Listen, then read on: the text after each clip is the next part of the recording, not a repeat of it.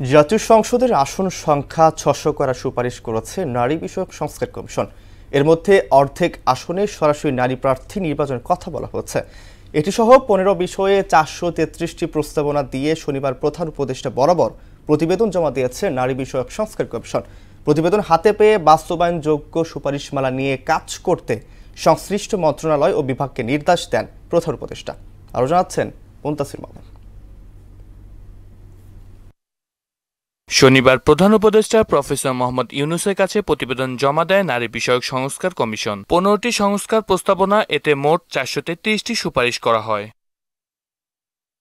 প্রতিবেদনে নারীর সার্বিক ক্ষমতায়ন, আর্থসামাজিক অন্তর্ভুক্তি, সাংস্কৃতিক প্রগতি এবং আইনগত সুরক্ষার বিষয়ে গুরুত্ব দেওয়া হয়েছে।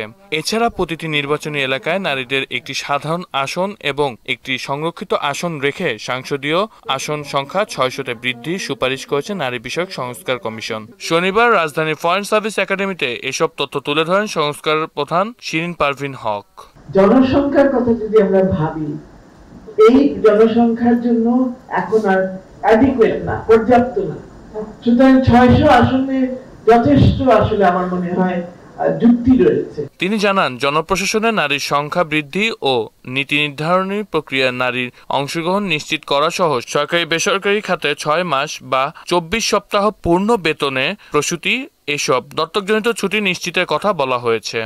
একটা মাত্র বিষয় যেটা বিবাহ এবং বিবাহ সংক্রান্ত অন্যান্য বিষয়গুলোর সঙ্গে যুক্ত, ভরণ পোষণ, শিশুর অধিকার, সন্তানের উপর অভিভাবকত্ব, সবগুলো বিষয়কে যদি একটা আইনের আওতায় নিয়ে আসা না যায়, এই সমস্যাগুলো চলতেই থাকবে এবং নারীর উপর সহিংসতার একটা মূল কারণ হলো এই পরিবারকে ঘিরে ব্যক্তিগত বা ব্যক্তিবাচক যে আইনগুলো রয়েছে সেটার একটা বড় সংস্কার প্রয়োজন।